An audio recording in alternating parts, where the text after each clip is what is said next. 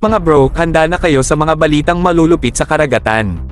Inaasahan ng Philippine Navy ang pagdating ng panibagong batch na may dalawang Shoaldag Mk5 Fast Attack Interdiction Crafts mula sa Israel. At baka ngayon o bukas dumating ang komersyal na barkong nagdadala sa kanila.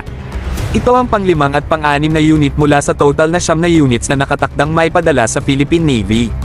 Bahagi ito ng Fast Attack Interdiction Craft Missile FAICM Acquisition Project na kasama sa second list ng Horizon 2 phase ng RAFPMP Revised Armed Forces of the Philippines Modernization Program.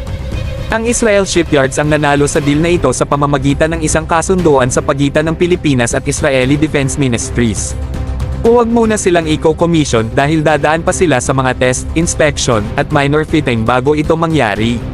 Pero inaasahan na sila ay magiging operational bago matapos ang taon.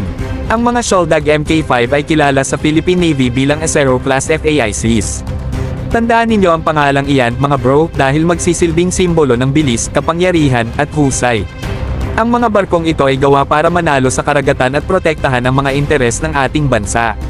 Bigyan natin ng palakpakan ng Philippine Navy sa kanilang walang sawang dedikasyon sa pagpapalakas ng ating kakayahan sa karagatan. At isang malaking round ng palakpak sa Israel Shipyard sa paghahatid ng mga dekalidad na barko. Manatili na nakatutok sa mga updates tungkol sa effort na paglalayag na ito at huwag kalimutang mag-like, mag-subscribe, at ibahagi ang inyong mga saloobin sa comment sa ibaba.